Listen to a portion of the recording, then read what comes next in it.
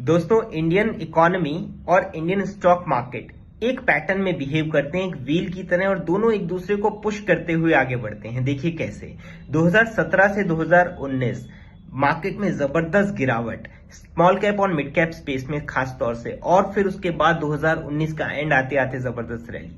2020 से लेके अब तक गोल्ड एक सेफ हेवन बनकर के इन्वेस्टर्स का पैसा बचाता है, और अब ऐसा लग रहा है कि एनर्जी सेक्टर, जिसके अंदर क्रूड ऑयल और नेचुरल गैसेस अपना मोमेंटम पकड़ रही हैं। अब सवाल ये उठता है कि ये मोमेंटम बनता कैसे है और ये रिपीट क्यों होता है। तो जवाब छुपा है आने वाले 4 शब्दों में। ये है expansion, peak, slow down and recovery. ये मौसम की तरह एक दूसरे के साथ आते हैं। जैसे एक्सपेंशन मोड के अंदर इकोनॉमी की अंदर जीडीपी तेजी से बढ़ती है, मार्केट में रैली आती है और कंपनीज के प्रॉफिट्स बढ़ते हैं।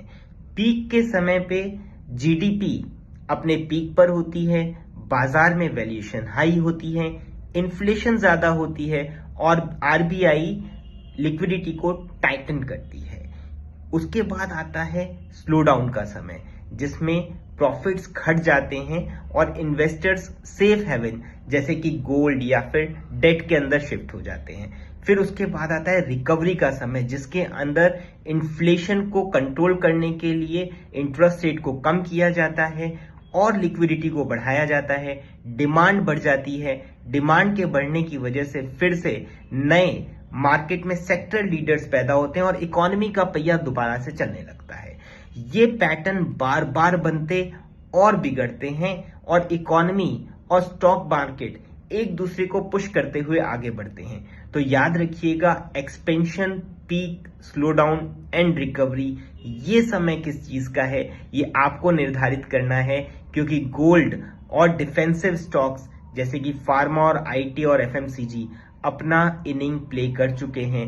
आने वाला समय हो सकता है कि एनर्जी सेक्टर का हो, फिर उसके बाद इंफ्रास्ट्रक्चर और रियल एस्टेट, और आखिरी में बैंकिंग के अंदर जबरदस्त रैली देखने को मिले।